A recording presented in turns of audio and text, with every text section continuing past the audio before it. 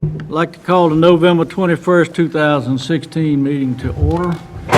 If we could, Commissioner Kendricks, if you would lead us in prayer, and Mr. Jeffers, if you'd lead us in the pledge. Let us pray. Lord, we come to you today giving thanks for all the many blessings that you've given us. Lord, we want to thank you for having all of these people here to watch over this. Thank you for the students that made it here safely. Hope that, Lord, you'll show them how government works and how we can work through democratic processes to get jobs and things done within our community and our county. Watch over all of our troops that are home in foreign lands. Be with them and guide them. Amen. All stand for the pledge. I pledge allegiance.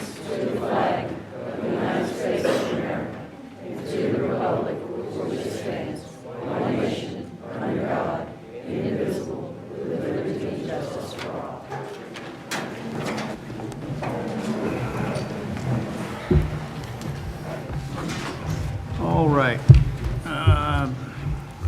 The agenda is before you. We need to add a second closed session when we get through here. Motion for approval. Any other additions, deletions? If not, all in favor say aye. Aye. Any opposed? We have an agenda.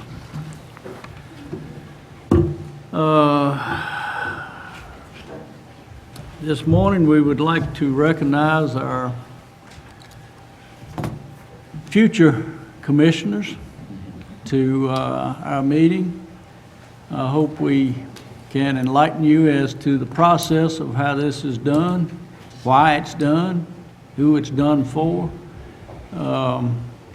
As everybody knows, we just went through a fiasco of an election, and some people were happy, some people were sad. But that's the case in every election. But what we have to do now is go forward and find a way to work together and achieve what's best for, in our case, Person County. Now, just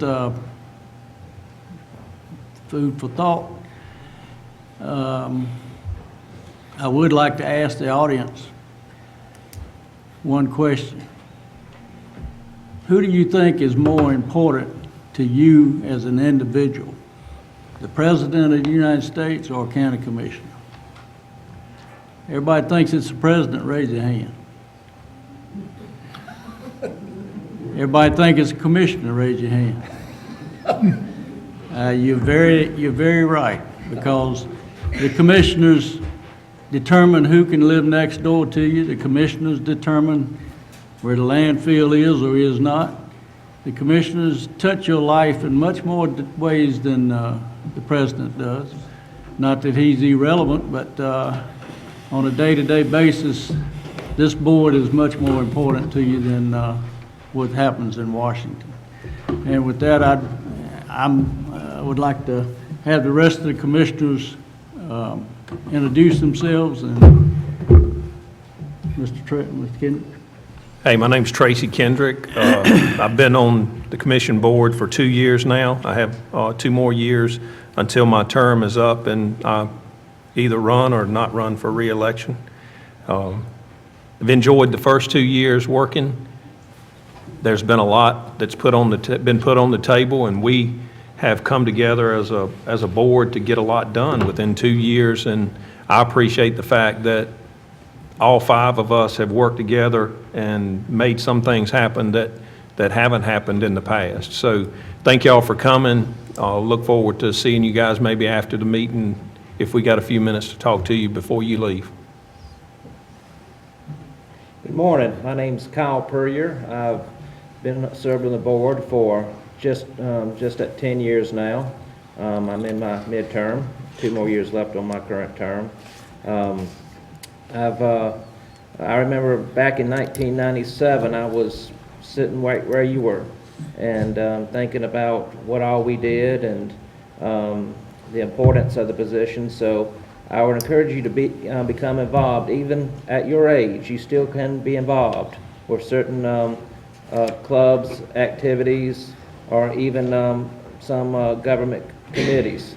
So I would encourage you, if you have any questions, we'll be sticking around after the fact and be glad to talk with you about anything. Thank you. Mr. Clayton? I'm Jimmy Clayton. I was elected in 2000, so I'm the longest serving member of the board at this point in time. I've seen a lot of students come and go. I think I saw this one right here. He might have still been a student when I was a commissioner. And I appreciate y'all being here today, and we will be speaking to some of your classes, and think about questions that you would like to ask us. And I think Commissioner Newell made a very good statement when he said that the government that's closest to you is your local government. We handle your property taxes.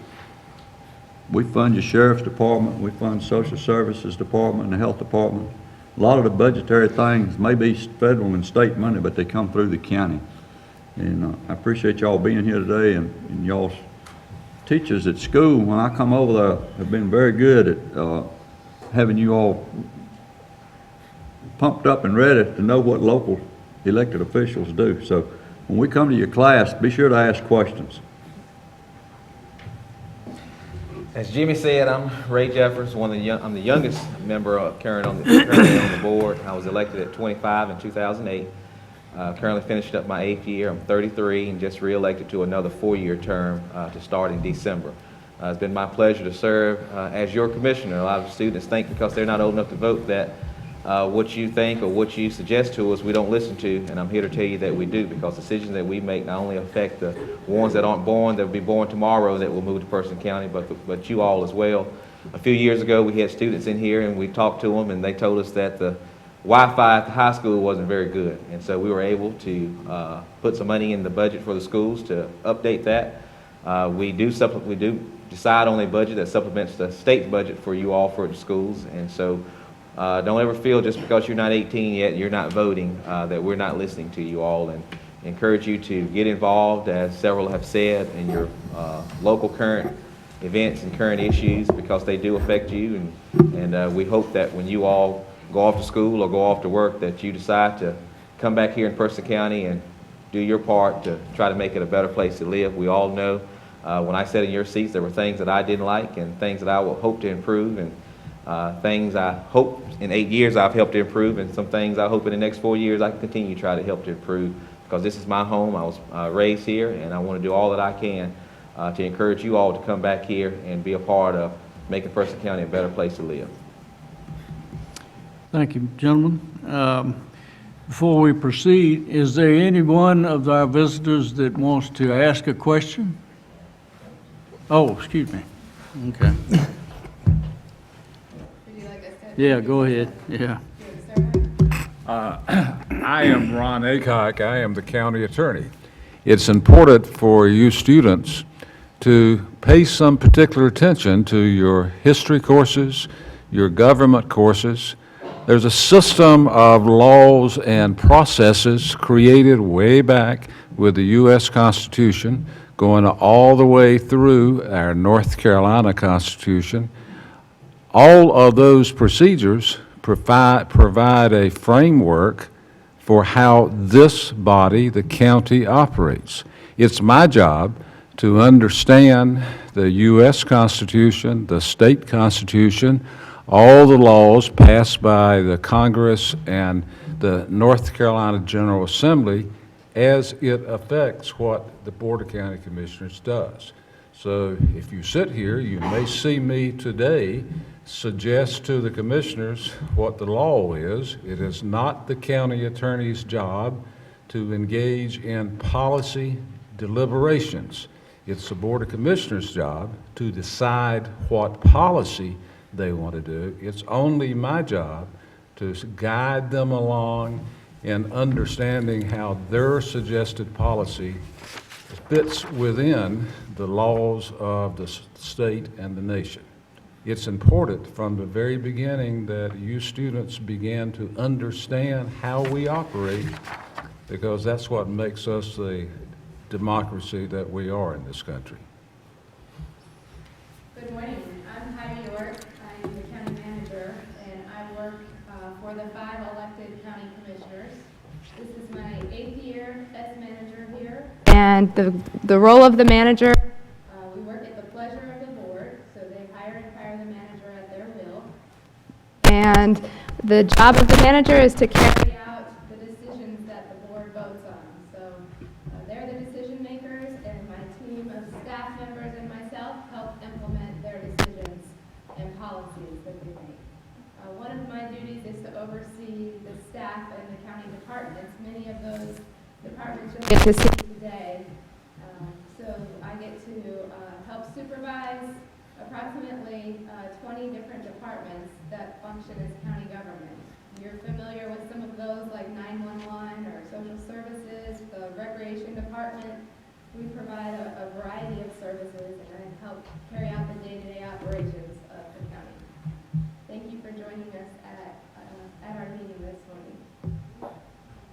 Good morning. Welcome to our meeting today. My name is Brenda Reeves, and I serve in a dual capacity, primarily as the clerk to the Board of Commissioners. I am appointed to this Board of Commissioners and work at their pleasure, and the duties that I do for them involves working with their agendas, taking the minutes of all the meetings, and keeping them for all parts of history, so that we can go back as long as our Board of Commissioners has served and review minutes from those meetings or actions where they have set policy. I also work as the executive assistant to the county manager and the county manager's office to help carry out any duties that our board would like to have implemented. Thank you for being here. Now I can ask a question.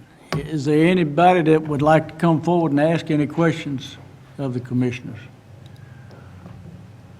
All right. We appreciate you being here. We have 10 minutes set aside for informal comments.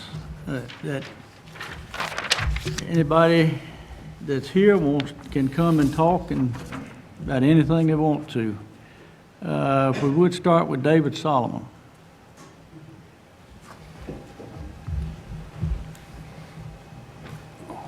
I live in a subdivision off Hurls Mill Road called Flat River Plantation, and we have a problem that I've been to every agency I could to get help on with no avail. We have a neighbor. Our subdivision has a loop road in it, and we have a neighbor that has blocked off the road with junk, air conditioning equipment, old cars, stuff like that. The trash men, when they come up in our neighborhood to get trash, they have to back all the way back out down the road to the fork to get out, and that's very dangerous.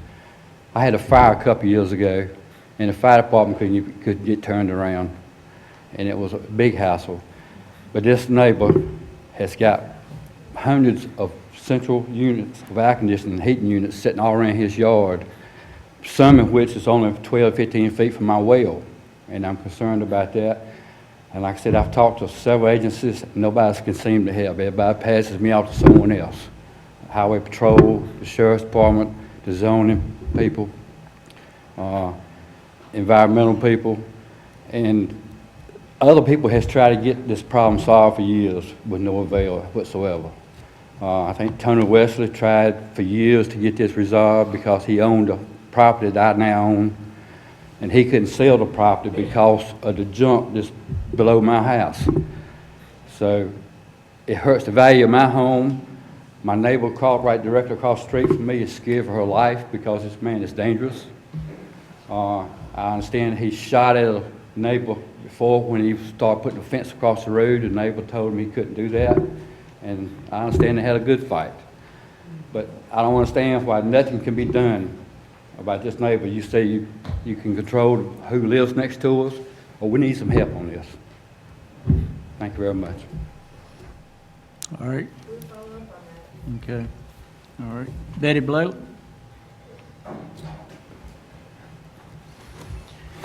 Make it good, Betty. This is the last one. Sir? Make it good. This is the last one. Oh, I will.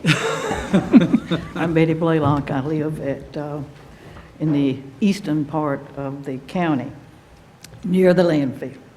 I want to let you know, since I last reported, the last time I didn't have anybody, I don't think, but there have been 2 more just recently diagnosed with cancer just east of the landfill. And by the way, you can tell the health director that one of them's under 50 years of age. Very sad thing. So I just wanted to keep you updated on how many there are. There's another thing in the Roxborough paper recently, the Courier-Times. They reported that it indicated that it was safe to drink water right at Coal Ash Ponds. That there was a physician, PhD at Duke, or a physician, I'm not sure, MD, at Duke, who reported that it was okay. That was the insinuation of it. But that's not the case. I had actually read the article, a report on it in our area paper, much larger paper, and it was totally different. And so that was a very interesting thing. In fact, one of our representatives said that said that it was okay and it was wrong. But that's not what the article says. In fact, I was at work one day at Duke last week, and I did contact this person. He said that the finding of no hexavalent chromium, which is highly dangerous, by the way, it doesn't mean that the ash ponds are benign. In fact, it's an even greater problem, because not only is it concentrated in the ash ponds, but it's also, as they reported, in the whole area here where it was formerly lava or in the rock or other metals maybe there. He says, in fact, it's far more dangerous, maybe for more people, maybe millions, in this Appalachian, the foothills of the Appalachians. They tested 24 private wells far away from the ash ponds. DEQ did. That's Department of Environmental Quality in North Carolina for you students.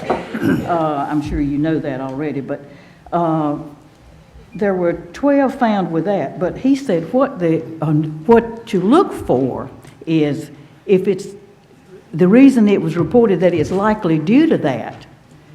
He said what's important is if there's boron, strontium, or arsenic, then it's likely coming from the ash ponds. And they've got to do further study. But he said by no means it's not safe to drink water filled with hexavalent chromium.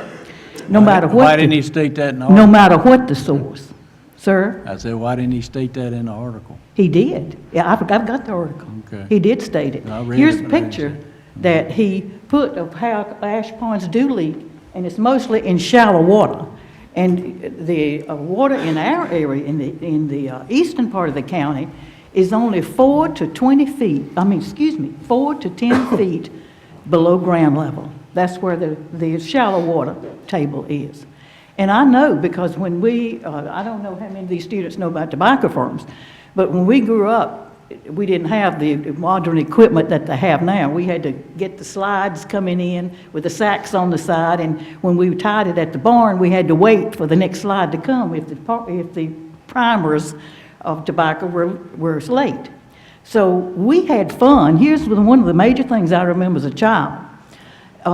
We had little areas around there with little hills where we could dig out just a few feet and the water would spew out. That's how close the water table was. So when we dug wells, when we moved back up there after I was married, we moved back to the farm, and so did 3 of my siblings. We tried to dig wells deeper than that, and I'm grateful that we did. Now, 24 private wells were tested far away from the ash ponds by DEQ. Duke Energy tested 200 of its own employees' wells. But what the local paper printed was what Duke Energy said. I'm not totally fighting Duke Energy if they'll do the right thing. But millions, he said, could be at risk. So further testing needs to be done, and especially if it contains these 3, then it's definitely coming from the ash ponds. So they were right in denying, and also it's quoted in the paper that the person said that the area rep said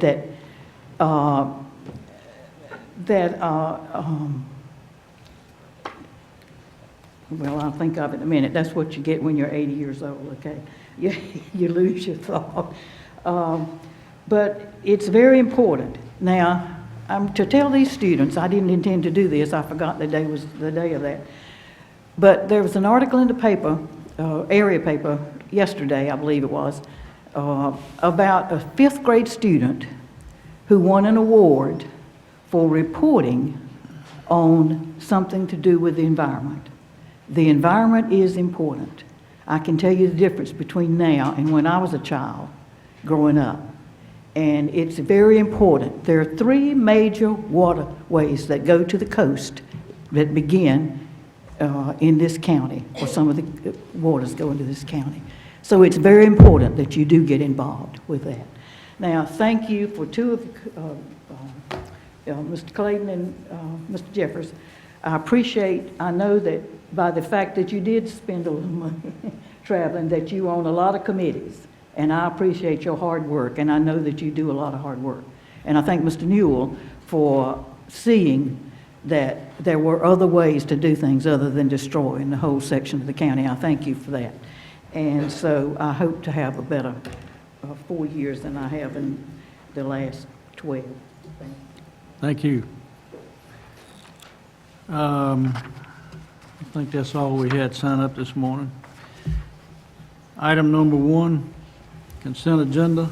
Anybody got anything in that they want to discuss individually? Move for approval. Second. All in favor, say aye. Aye. Any opposed? Moving right along. Item number 2, Janet Clayton, water sample fee review. Good morning. As requested during your October Commissioners' meetings, the Board of Health met on October 24th to review the current environmental health water sample fee schedule and the cost associated with those. The Board of Health consulted not only with our county attorney, Ron Aycock, who was present during the discussion, but we also consulted with Chris Hoke, who is the attorney for the Division of Public Health at the state level. And the advice from our attorneys is that you cannot reduce fees for only certain portions of the county. The Board of Health cannot, because the Board of Health is charged with protecting the public's health, and every person's health is equally important. So they cannot differentiate between one portion of the county and not as a Board of Health. Then, in the same meeting, we compared the environmental health water sample fees, which I submitted to you in your packets. In that chart, it lists the cost that the state lab charges us, as well as our current fees and the fees of 19 counties that responded to our inquiries. And if you'll notice on the chart that the majority of our current fees are well below the average of the ones that we evaluated. So during the October 24th meeting, there was a lengthy discussion about the fees and differentiating the water sample costs to the public, and the Board of Health decided to keep those fees at the same level. All right, anybody got any questions for Ms. Clayton? I want to make a comment. Because I've advocated for a certain area to have some sampling done in it, and I believe that the state of North Carolina can, I understand what the attorney's saying, that you don't want to treat one group of citizens different from another, but if you've got a situation in a designated area, then you need to handle that situation. I think that's always been done. So I feel like that you could still request the governor and the state, the Division of Water Quality, to waive the water fees for the samples that we need in that area. And I'm not saying there's anything in that water. I think that's been kind of misconstrued just a little bit. I've never said there was selenium or chromium or what that you may be looking for in those constituents. But my concern was that if you did it within a mile area of the landfill, and they already have done it a half a mile from the power plant, it's my understanding, but if you did it an additional mile around that, you would have a background, so that if you ever did have any type of a problem out there, you would know that you were picking up something in addition to what you already had in the water. And it's still my contention that it might take the state health director to do it, but somebody can designate that area out there that we can do some type of sampling in. I feel like the people in that area, in that McGee's Mill area and out around the landfill both need to know exactly what they are drinking right now. And if the water's fine, that's great. And I heard what Ms. Blaylock said about the shallow water, and I realize that modern wells are cased down to where you're not supposed to be getting any surface water in there. But I think some of the things that we're looking for, we're not looking for them in the surface water, we're looking for them in the groundwater. And I think we need to have an idea of what that is. And I still would like to see us at least request that the state look at that area. I think that area is unusual. I think it's unusual enough that we ought to be able to at least have some kind of data on it. All right. What if we lowered we can't do it for one portion, what if we lowered the fee? Can we lower the fee across the county for a time period? Could we say we lower the fee by half for 1 month, and if you get yours paid and scheduled within that month, then you got it for that fee? So I'm sure staff wouldn't be able to accommodate everyone if they came in 1 month trying to schedule it for that month, but if we would say for the month of January, the fee will be reduced by half, and if you come in and you pay that money and you schedule, it may be February before we get to you, but you got it for that cost because you came in within that month, and then the fee goes back to normal in February. Is that against the statute?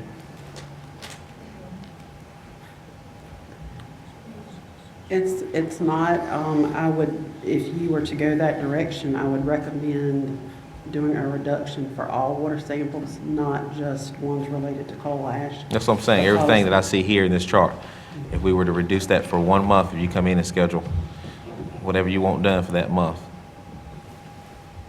I mean, I understand what the Board of Health is tasked with, and I would argue that this board is tasked with that and more.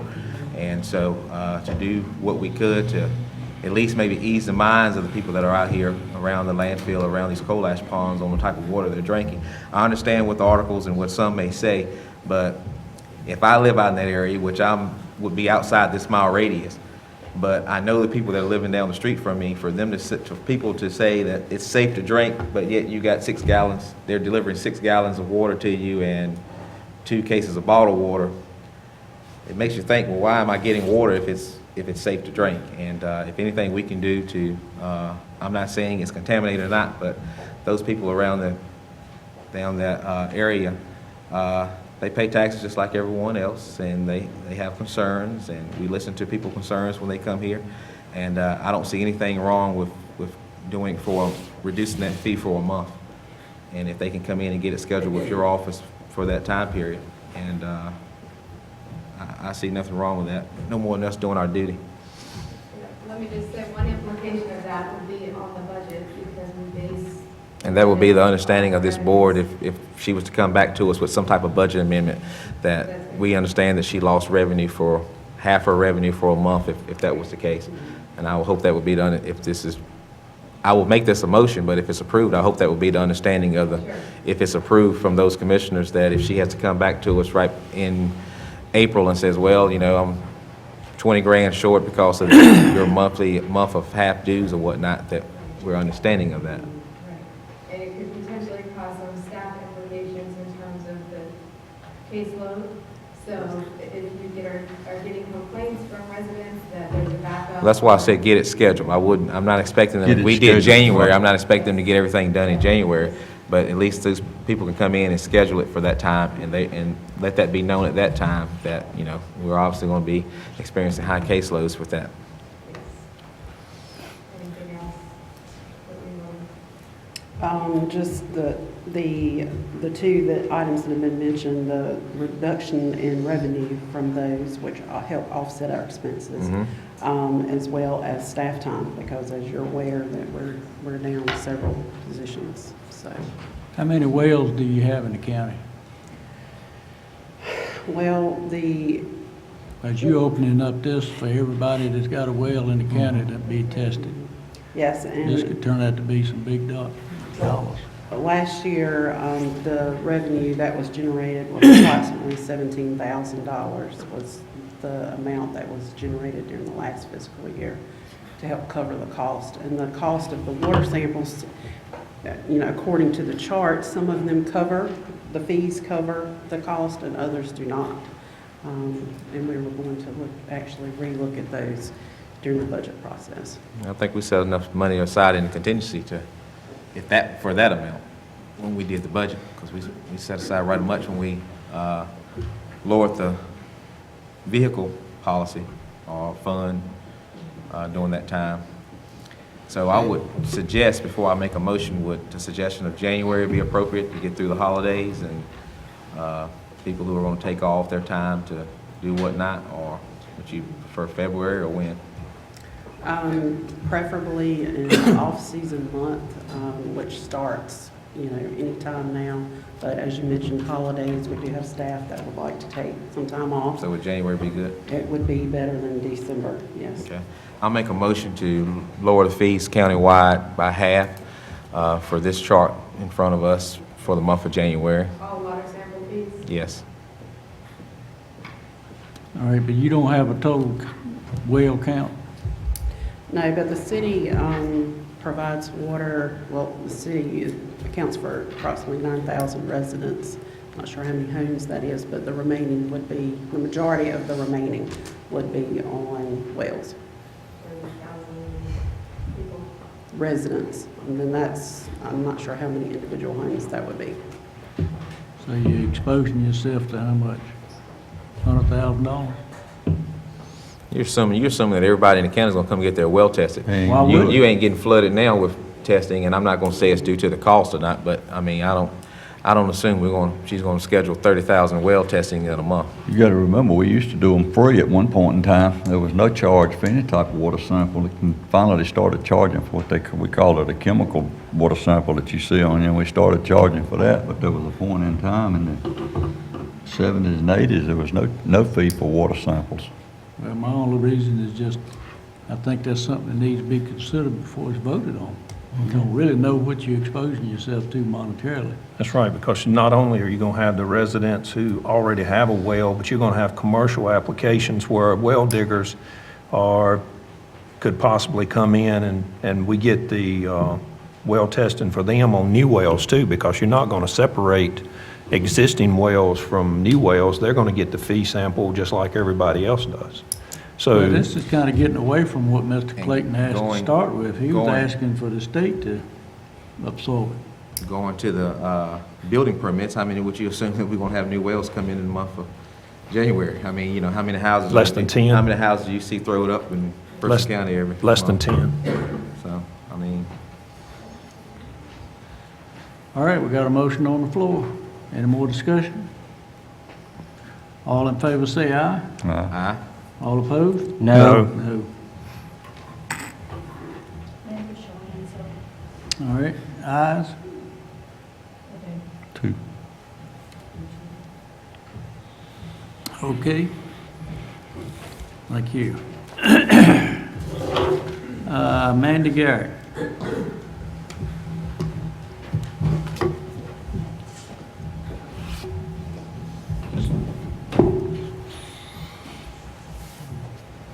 Good morning. Good morning. I'm Amanda Garrett. I'm your registered deeds for 24 years. I'll be going out on the 30th of November. What an opportune time to come before you because it is Local Government Day. For 24 years, we've either had a student shadow us or either we've had groups of students come through. And each time that those groups of students, I've tried to stress the importance of the Register of Deeds office and the history that is there. So when I made the decision not to seek re-election, I wanted to leave behind some memento that would benefit Person County.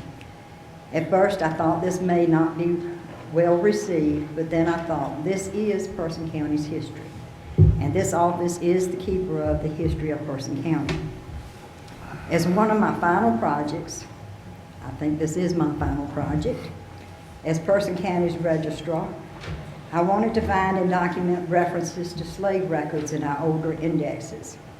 So in March of 2016, I envisioned having a concise and detailed record of slave information for Person County from our county's birth until the Emancipation Proclamation in 1863.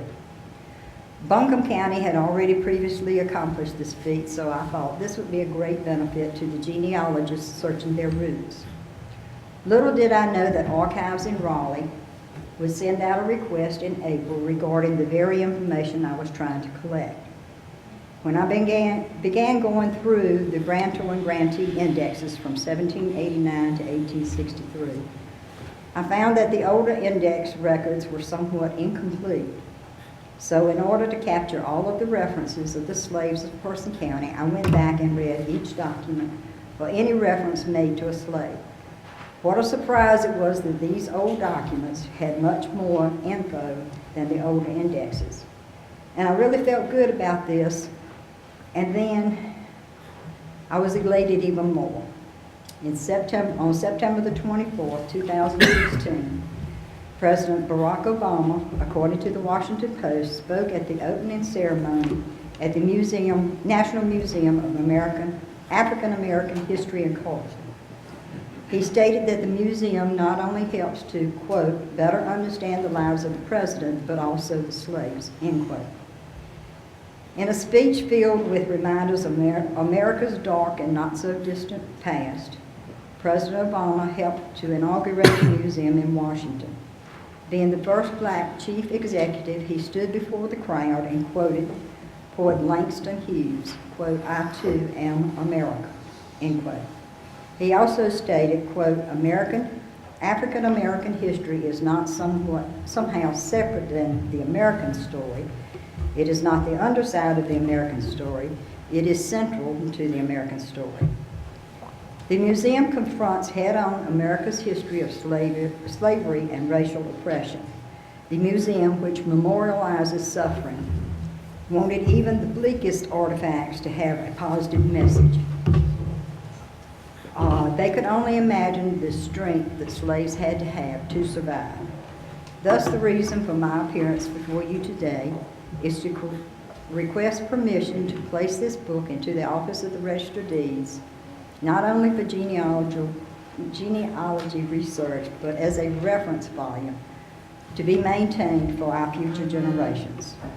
I would also ask that I be allowed to share the digital index with Archives in Raleigh to be placed in their statewide digital library on American slavery housed at UNC Greensboro. Therefore, Commissioners, I ask that my request be entered into the minutes and a resolution be granted that this index be made part of the public records of Person County. And I had submitted previously a resolution where it appears that as a register, I'm charged as a legal custodian of its public records, having a mission in public record keeping and safekeeping essential information recorded, and that the register is to safeguard essential information recorded in the Office of the Register of Deeds on which people rely to protect property rights and to prove the occurrence of important life events. So therefore, Commissioners, I have this book that I have compiled, and it's by grantor, grantee, and it lists the date, the book it is recorded in, and also the name of the slaves and also their ages if given. And I would ask your permission that that be part of the history of Person County to be maintained in the Register of Deeds office. All right. Move for approval. Any discussion?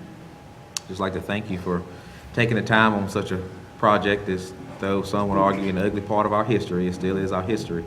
And I know, speaking as the only black American on the board, our family has done a lot of research, even enlisting help from Howard University, as well as going to the archives in Raleigh, and received a lot of information dating back to even having a picture of the actual slave owner. So so a lot of families are looking into that, and very appreciative for your work on that behalf. And again, this will be shared with Archives in Raleigh, which will be statewide. So as each county is beginning to collect this information, it will be, you'll be able to access it through Archives in Raleigh also. All right. All in favor, say aye. Aye. Any opposed? Thank you Okay. very much. Ms. York? Mr. Aycock? Good morning, Commissioners. Before you is a draft purchase agreement. You have left a copy of that at your seats for review.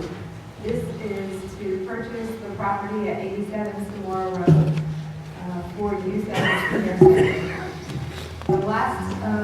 Initially this property acquisition was discussed with the board in closed session, and you had authorized the chair and vice chair to extend a purchase agreement to the property owners. Price was negotiated for $2,050,000, and that was brought back to the board. However, we need an official vote from the board to actually make the purchase agreement official and have the chairman sign that for this property. When the offer was made, it was made contingent upon the zoning being approved through the city. And that happened at the end of October. The Board of Adjustment approved the appropriate conditional use permit to operate a senior center on that property. And now, in this agreement, the contingency, of course, is based on having a clean title, so to come back before we can close on the property. The property owners have asked that we try to close before the end of the calendar year. And so the financing that we would use would be to advance the funding from your fund balance for the $2,050,000, and then we would finance that in the spring and reimburse ourselves for that amount.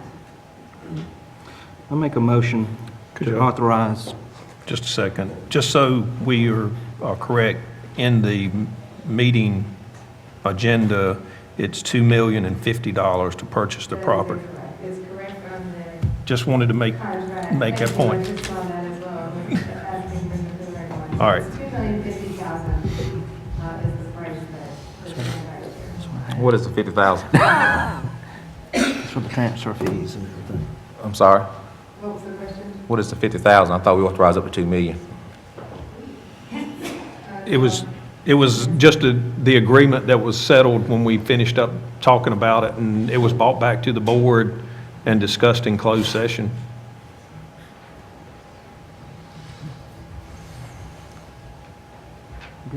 Any more discussion? Do you have any motion? Now I'll make a motion to authorize the chairman to sign a purchase agreement of $2,050,000 contingent on a clean title. All right, any discussion on the motion? If not, all in favor say aye. Aye. Any opposed? Okay. The next item is something that I wanted to discuss. During the process of trying to get a senior center, we've been through several processes. And at the end of those processes, we wound up, you can call losing or wasting over $300,000.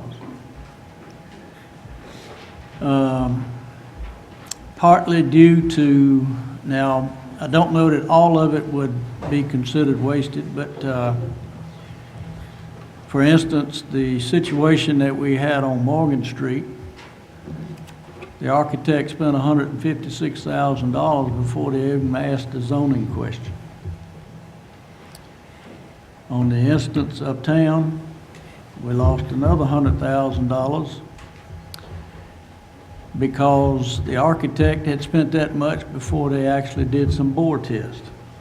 Now, the zoning situation is something, if you and I or anybody else goes and wants to build something, that's the very first question you got to ask. And that's something that needs to be addressed, not after you've spent an awful lot of money. Now, some of that $300,000 was to draw up some architectural plans and whatnot, so I don't think the whole amount was wasted. The procedure that I see fault with is, for the most part, nobody on this board is familiar with the process of actually building something. And so these things are easy to slip through the cracks. and we see what we get when they do. My proposal would be for the county attorney to draw up some kind of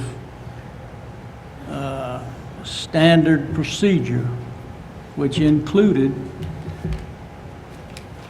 naming specifically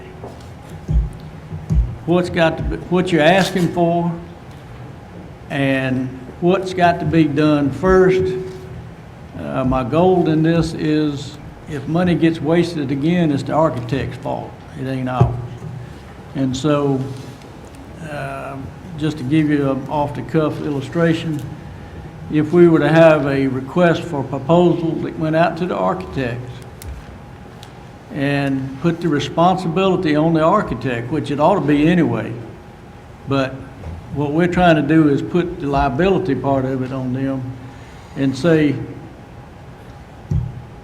we want a request for a proposal, we want some drawings, that's gonna cost so much. All right, the next thing that happens is you've got to get your zoning permits. If there's gonna be any bore test, if you're gonna have to put new foundations in somewhere, you gotta do your bore test. I just see it as being a wasteful situation the way it's structured. If we can do something like that to be more responsible, I think that would go a long ways to helping not only this board, but future boards. Because, you know, we're basically volunteers, but when you start spending $2 million or $3 million, you're spending a whole lot of money that needs to be done on a proper procedure. Now, a lot of the bigger counties actually hire a contractor to oversee their projects for them. Well, that adds another 10% to the cost of the project. I don't know that that's necessary for us, but my wish would be for us to have a policy in place that kind of helps us look after ourselves. And that's what I'd like to propose. At least that's what the purpose of the discussion. I think we have had a problem, but only with this project. I think if you look at some of the other projects that we've tried to do, we have not had this problem. But when we talk about a rec center or a senior center, and we don't want to put it where some members of city council or some members of the Board of Adjustment who may live by or live near the Morgan Street area when we first looked at it, they bring in personal ideas and things instead of making a decision that is right for Roxborough or Person County. And so I understand what you're saying, and yes, we did have some money wasted, but I feel it was wasted because we've had some people that either did not like the project or did not want the project to live by or near their home. And to me, I will never, in my opinion, try to conduct business that way as long as I'm on that board, and I will hope our fellow city councilmen and Board of Adjustments and committee members and commissioners won't either. And so I would see us making a policy if we saw that we were having issues with several projects. But the only issue I've seen since I've been on this board has been the Rec Senior Center project. That is Well, either upheld in zoning, Still, turned down in the zoning. zoning should have been the or first whatnot. question asked. But my understanding is, and when we first started those projects, everybody was aware, city council was aware, Board of Adjustment was aware, everybody was aware. No one from the city broached the problem of traffic or anything they wanted to throw at the Morgan Street. And we could have had this thing 4 years ago. I'm And not I disagreeing with that. understand All I'm saying is, just forget that. If you're gonna start a new project today, that should be the first question asked. That's the first question that we have to answer if we're gonna And I build would a argue, house. I would argue that it was asked, but that's my Well, feelings, that's my it- feelings on the subject. I'm only one vote and one Okay, committee. I understand that, but it has to be more than just asking. It has to actually be documented. I mean, you gotta get a zoning permit. They actually issue you a permit. They don't say, yeah, you can go ahead and do that. But we're in And the that- we're in the all I'm planning trying to do stages. is put a We're in procedure the planning in place. stages, and two boards to come together, two boards like the Person County Board of Commissioners and the City Council of Roxborough.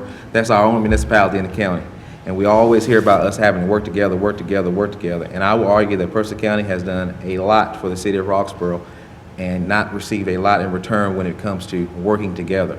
And it was I will say that it was my understanding that we were all on one accord about building this project, but what we've been held up by have been city of Roxborough things. That may be the case, but still, it's our responsibility to make sure that we cover our own butts. And so, you know, those people looking at it up here, well, why the hell did y'all waste $300,000 when that should have been done? And all I'm trying to do is, you know, at the end of the day, it basically boils back down to the county manager. But it also reflects this board too, and I just think that the board, I just think it would be helpful going forward that if you've got a policy in place that helps you avoid these situations. Now, whether you get along with the city or not, it's irrelevant. You still need to have that permit before you could build a thing. The architect should have asked that question. He may have, I don't know. But the situation, that was before my time. The situation that irritated me the most was what happened up on Depot Street. The architect, here again, you put your faith in the architect. Well, you know, if they knew they had to have some board tests done before they could build it, and it was going to affect the price, that's one of the first things they should have done. Now, she did ask for proper zoning on that project, so she did part of that. My only point is, if you put a procedure in place that they have to follow, then that leaves the monkey on their back. That puts us in a position to recoup some money if they do something wrong. And that's all I'm asking is for. So to your point, the five of us don't build buildings. So for us to set the policy of the do's and the don'ts, I would rather us to work with our general services department head or consult with a contractor on what should be done. But, I mean, us setting a policy ourselves, to your statement earlier, we don't build buildings. I know it.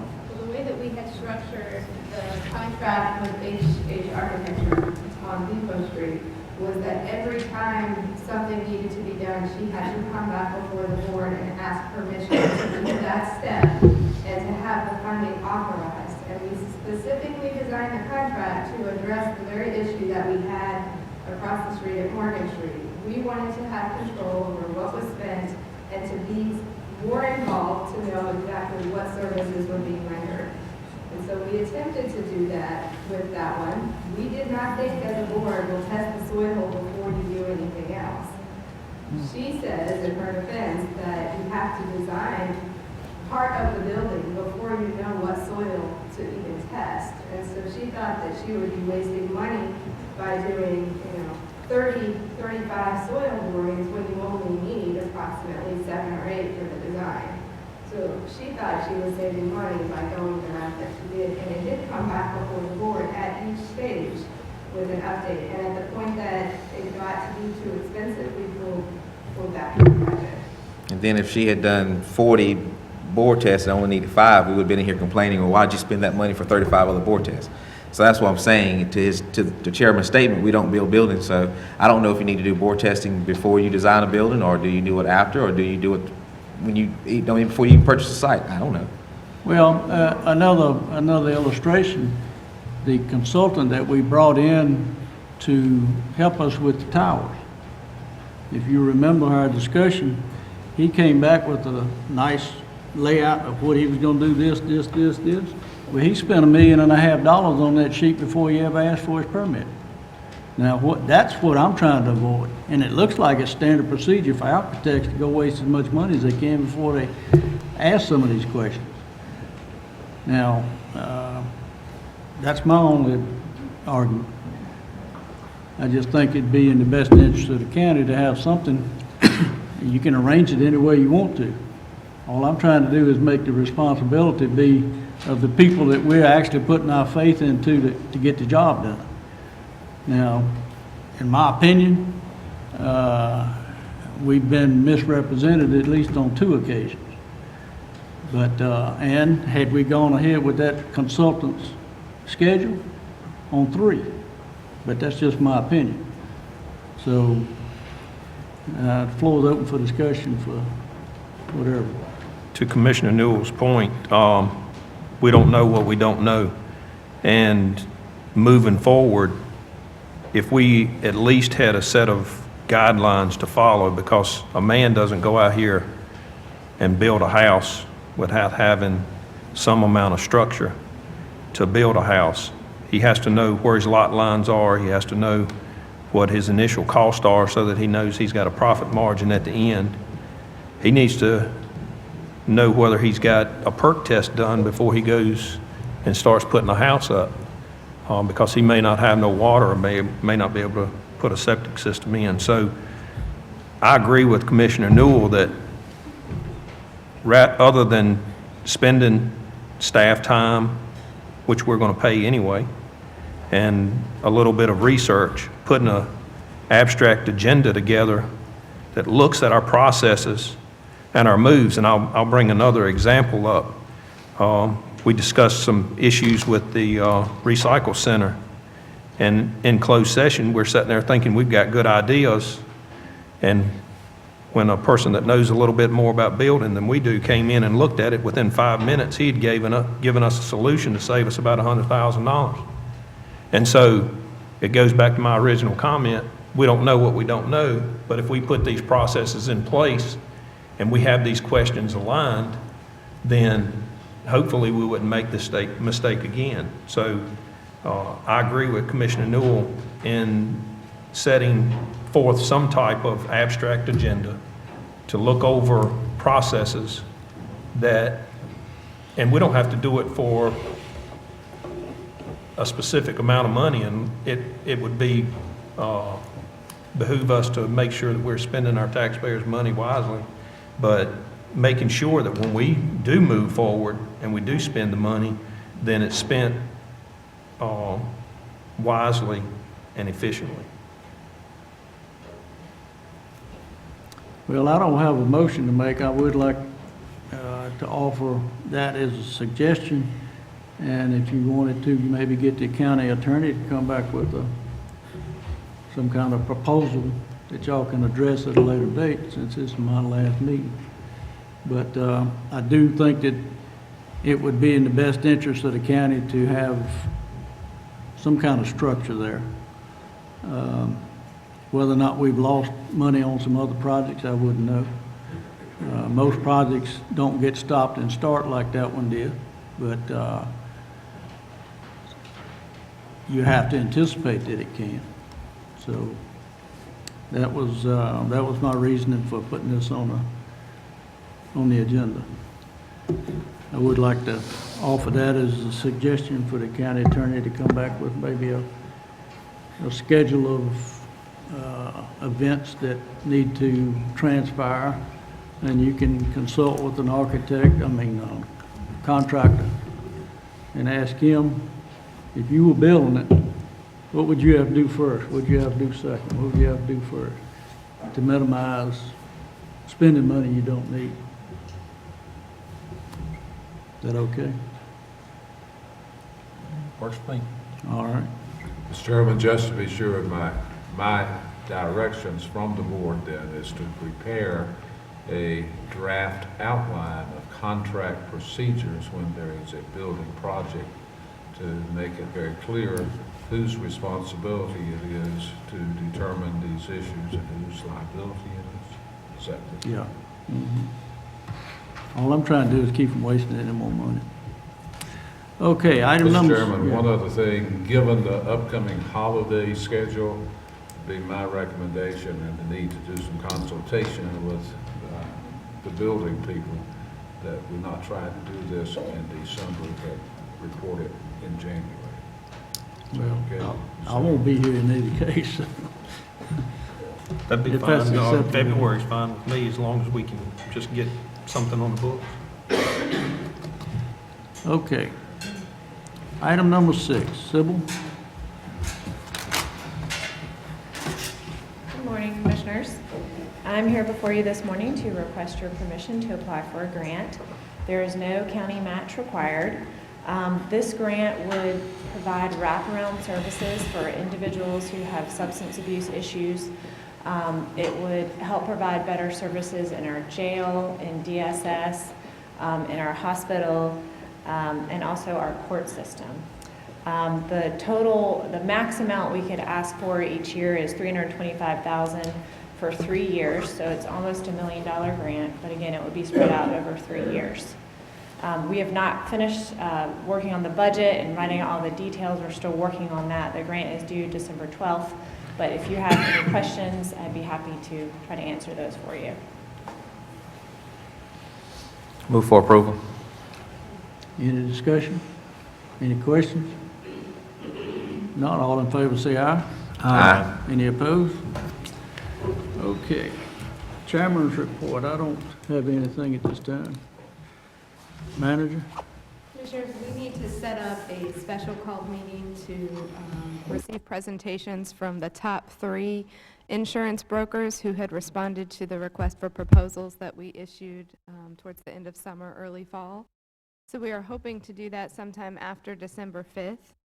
If you could check your calendars, I will send the email, or if you have any particular times or dates that week that don't work for you, we were thinking of maybe Tuesday morning, Tuesday afternoon, something like that. So I'll reach out to you, but please do check your calendars and see if we can accommodate a meeting, and we need to get it advertised as well.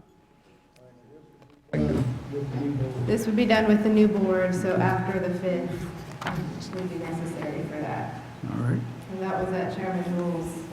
So Are you proposing that it be done during the day or at night? we're proposing to do that during the day. Can't do it, well, you want the new commissioner seated to do that? Yes. Yeah. Yes. I can do the 6th during the day, Okay. that Tuesday. You can do it 6:20? Sometime on During the Tuesday day? the 6th. I can do it the 6th during the day. Okay. I'll send out a confirmation and give you a call, make sure that that time. that You we all right with that, select Tracy? works. Do you have a preference for afternoon or morning?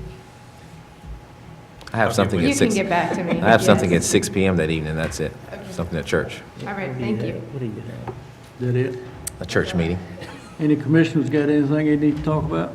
I just got 3 quick things. With it being holiday season, I would ask that if you are able to do any volunteering, the senior center is continually needing volunteers to come in and help out, and it may be that you can help with Meals on Wheels or something like that. Becky Snyder has joined our library. She's been there for several months. I continue to see lots of emails from her looking into different things for the community to do. 3 of the things that I got this past week was coloring for grown-ups, in stitches, which is doing some crocheting and things of that nature, and then International Games Day. Well, International Games Day's gone, so it's out of the way. So if you would, and listening earlier to talk about genealogy, the library also offers Ancestry.com to county residents. So if you want to do Ancestry.com, you can go up there and do it for free without having to pay the fee. 2 new programs that they just came up with was the Wi-Fi loaner program, where we have a Wi-Fi system that you can take home with you and check out, just like you can check a book out. So if you have problems, don't have internet connections at your house, then your library provides that. And they also provide a teacher book bag. Help me with that. I don't.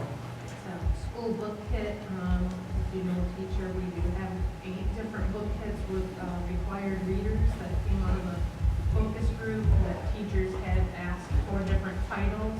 So you can check them out at the library. We've already had 3 to circulate. Thank you. That's all I got.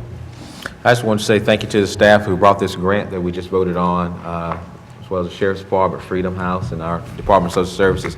Many of you have heard me say during the campaign about the issue of substance abuse that we have here in the county, and it's directly resulting in the effect of our children in Preston County. And currently, Carlton, we have what? At one time, we hit 101?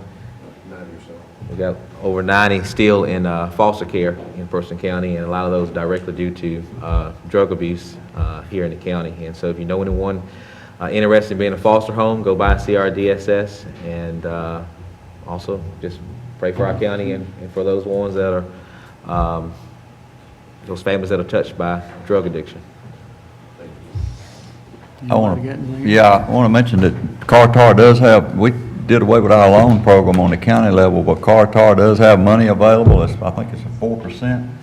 And they loan money, they will loan this if you're qualified. If the bank, they like loans where the bank will give you part of the loan, but you don't qualify for the full amount. And they can finish that out. They've got problems through the USDA and different agencies that comes into Cartar for that purpose. So they've got money over there that they would like to loan out to somebody. So if you get a request for that, let the county staff know, and they'll get you in touch with the Cartar group. That's the Council of Governments and that. All right, anything else? All right, we stand in recess for 15 minutes. We will reconvene at room upstairs for 2 closed sessions.